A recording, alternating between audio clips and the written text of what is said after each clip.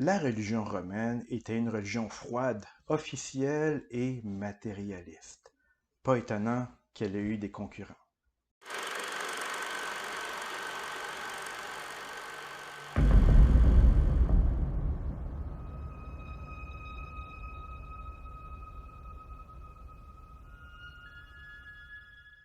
Bonjour chers amateurs d'histoire. On avait vu dans la capsule précédente de quelle façon Octave, devenu plus tard César Auguste, a fini par prendre le pouvoir à Rome et diriger seul les rênes de l'État. Et on avait vu comment ce régime impérial qu'il crée, qu'il fonde, va contribuer à assurer davantage de paix et de stabilité dans l'Empire romain. Mais si la paix romaine est très importante pour les Romains, pour l'empereur, ce qu'on appelle la Pax Romana, il y a aussi un autre concept extrêmement important pour les Romains, c'est ce qu'on appelait la Pax Deorum, la paix des dieux.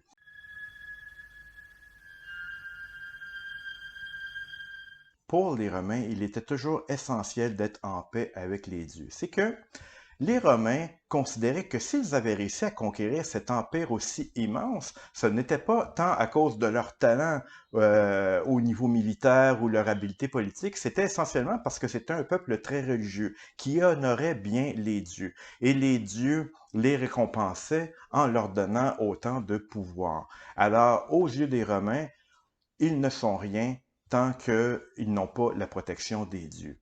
De ce fait, il est très important d'honorer les dieux de la bonne manière pour être récompensé ensuite.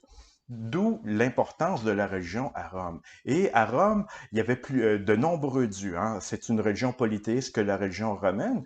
Et il y avait de nombreux dieux. D'abord des dieux domestiques comme les Lares, les Manas, les génies qui veillaient sur le bien-être de la famille, de la maison. Mais il y avait tous les dieux officiels qui veillaient sur l'État. Et évidemment, ça comprenait les 12 dieux principaux comme Jupiter, Mars, Minerve, Junon, etc. Mais il y avait aussi de nombreux dieux qui avaient des causes plus délimitées, on pourrait dire. Il y avait même un dieu des bornes, un dieu des portes, etc. Les Romains avaient d'innombrables dieux en quelque sorte. Et tous ces dieux-là étaient importants à leurs dieux pour veiller sur leur bien-être. Et il était très important de les honorer de la juste façon. Pour ce faire, les Romains avaient de nombreux prêtres qui veillaient sur les dieux, qui veillaient à honorer les dieux de la bonne façon. Il y avait d'abord les pontifes qui étaient les chefs de la région à Rome, ils étaient 16, mais il y avait aussi les flamines, 15 flamines qui chacun était consacré à un dieu en particulier, les 15 dieux les plus importants de Rome. Il y avait également les vestales, elles étaient 7 à l'époque d'Auguste, et elle devait veiller sur le feu sacré qui protégeait Rome et qui était consacré à la déesse Vesta. Mais il y avait également les augures. On va se pencher davantage sur ceux-ci parce que la principale fonction des augures était d'interpréter la volonté divine et de voir de quelle façon les Romains se sentaient capables d'interpréter la volonté divine en dira long pour nous sur leur relation avec les dieux.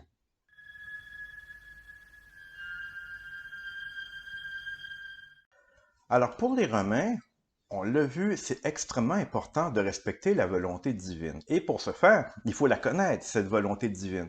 Alors évidemment, les dieux, généralement, dans notre monde très mortel, ne nous parlent pas très souvent. Hein? Donc, on a rarement des conversations avec les dieux.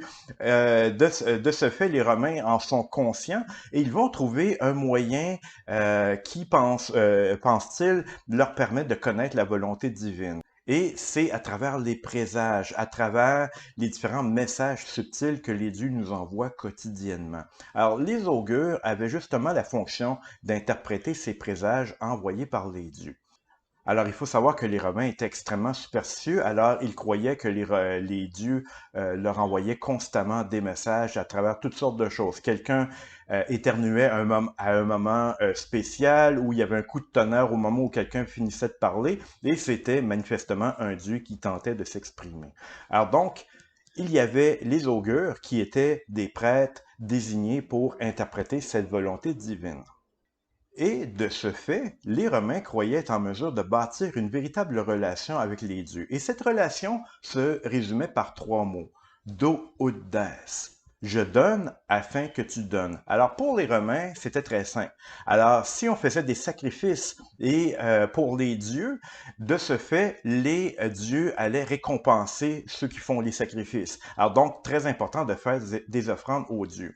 Le principe de base, c'était le sacrifice lui-même. On sacrifiait un animal et on le faisait brûler sur l'autel. Du moins, une partie de l'animal brûlait sur l'autel et la fumée du sacrifice montait jusqu'au dieu qui s'en nourrissait. Il se nourrissait de l'énergie vitale de l'animal ainsi sacrifié. Et de ce fait, le dieu était content et accordait sa protection aux mortels qui lui avaient fait une telle offrande. Alors, c'était donc très simple pour les dieux. Et les Romains croyaient qu'ils pouvaient même négocier avec les dieux, obtenir des biens. Alors, je t'offre un autel, je t'offre un sacrifice si tu m'offres la victoire, si tu protèges ma cité de la maladie, etc. Et donc, les Romains croyaient vraiment pouvoir être en mesure de faire un contrat, en quelque sorte, avec la divinité. Autre détail pour les Romains, lorsqu'ils parlaient aux dieux, vu qu'ils avaient une approche assez légale face aux dieux, il était très important de dire la prière de la façon la plus exacte possible. Il fallait pas se tromper, il fallait pas bégayer à aucun moment, sinon la prière était nulle et non avenue, il fallait la répéter au grand complet. Donc, on avait la même approche que pour un contrat signé avec une divinité, donc la moindre virgule est importante à ce moment-là. Donc, les Romains avaient une approche légaliste par rapport à la religion. Et comment faisait-il pour interpréter la volonté divine? D'abord, il y avait des sacrifices à Rome durant lesquels on ouvrait l'animal et on pouvait contempler ses entrailles. Et elles étaient censées représenter un message de la part des divinités. Alors, c'était des prêtres spéciaux qu'on appelait les aruspices qui s'occupaient d'interpréter les entrailles des animaux. Et si le foie, par exemple, de l'animal était sain, sans aucun défaut, à ce moment-là, ça voulait dire que les dieux étaient d'accord avec la décision qu'on voulait prendre. Et si au contraire, le foie, parce que c'était l'organe principal qu'on regardait, et d'ailleurs, on a retrouvé des foies en bronze de l'époque étrusque qui montrent bien les différentes parties importantes pour l'examen de cet organe. Donc, si le foie n'était pas sain, ça voulait dire que le dieu s'opposait à la décision qu'on voulait prendre à ce moment-là.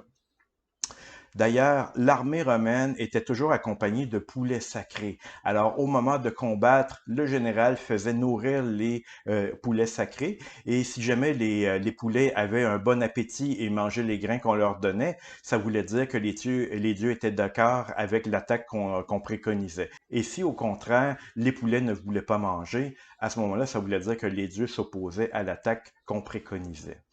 D'ailleurs, il est arrivé une fois durant la première guerre punique, qu'un général romain voulait affronter la flotte ennemie, la flotte carthaginoise, et il a demandé à ses assistants de donner à manger aux poulets sacrés, mais les poulets avaient probablement le mal de mer, alors ils ont refusé de manger. De la sorte, il était extrêmement fâché parce qu'il croyait que c'était une opportunité vraiment d'attaquer. Alors il s'est exclamé, ils ne veulent pas manger, eh bien qu'ils boivent. Alors il a jeté toutes les cages des pauvres poulets à la mer, ils se sont noyés et, comme par hasard, il a été vaincu par ses ennemis. Évidemment, les dieux étaient fâchés, hein, à n'en pas douter. Alors, comme on peut voir, les ententes entre les hommes et les dieux chez les Romains ont une nature pratiquement légale. Alors, on peine à trouver des élans du cœur dans ces prières dites très consciencieusement. Il y a très peu de spontanéité chez les Romains. Et c'est tout simplement un strict respect des formes. Et c'est une religion extrêmement matérialiste également, dans la mesure où est-ce qu'on s'attend du Dieu à une protection matérielle, protection contre les ennemis, protection contre les maladies, avoir des bonnes récoltes et tout ça. Donc, une religion plutôt sèche, en quelque sorte. Alors, si on résume, à quoi ressemblait la religion romaine à l'époque d'Auguste, au moment où le christianisme va finir par s'imposer? Eh bien, d'abord, il y avait la Pax Romana, la paix romaine, qui était très importante parce qu'il fallait respecter les autorités et l'empereur pour préserver la paix. Mais il y avait aussi la Pax Deorum, la paix des dieux. Il fallait être en paix avec les dieux et de ce fait, il fallait honorer les dieux de l'État si on voulait qu'ils continuent à veiller sur Rome. Alors, aux yeux des Romains, c'était le devoir de tous les habitants de l'Empire d'honorer les dieux de l'État. C'était essentiel pour la survie de tous. Alors, qu'est-ce qui arrivait à ce moment-là? C'est que les Romains, qui étaient polythéistes, qui avaient de nombreux dieux, étaient très tolérants envers les autres religions. Mais pour eux, il y avait un principe qu'il fallait absolument respecter. Vous pouvez prier les dieux que vous voulez chez vous, mais il est essentiel d'honorer les dieux de l'État romain parce qu'ils veillent sur nous tous. Alors, c'était le devoir de tous les habitants dans l'Empire de prier les dieux de l'État, au moins une fois par année.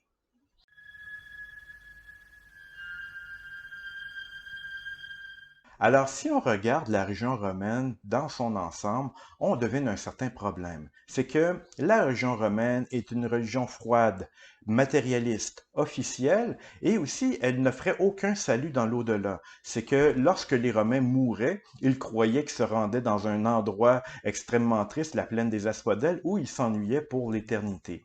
Il y avait seulement quelques élites qui allaient dans une sorte de paradis qu'on appelait les Champs-Élysées. Alors, de ce fait, cette religion apportait assez peu de réconfort à la population, seulement un réconfort matériel. On aura de bonnes récoltes, on aura la victoire, les dieux nous la garantissent, mais très peu de salut spirituel, très peu de croyances pour nous rassurer dans l'au-delà. Et c'est la raison pour laquelle, à l'époque d'Auguste, certains cultes d'origine étrangère vont devenir de plus en plus populaires. Ces cultes-là, on les appelait les cultes orientaux. On parle ici, par exemple, du culte d'Isis ou du culte de Mitra, et il y en a plusieurs autres. Ces cultes-là offraient un salut dans l'au-delà. Ils offraient une sorte de paradis ou une sorte de voie que le fidèle pouvait suivre pour trouver la félicité, le salut dans l'au-delà. Alors évidemment, ces religions-là faisaient concurrence à la religion officielle. Mais évidemment, comme les Romains étaient tolérants, elles pouvaient coexister, ces différentes religions-là, dans l'Empire romain. Et parmi ces nouveaux cultes qui sont apparus et qui offraient le salut dans le dollar, il faut mentionner, entre autres, le christianisme.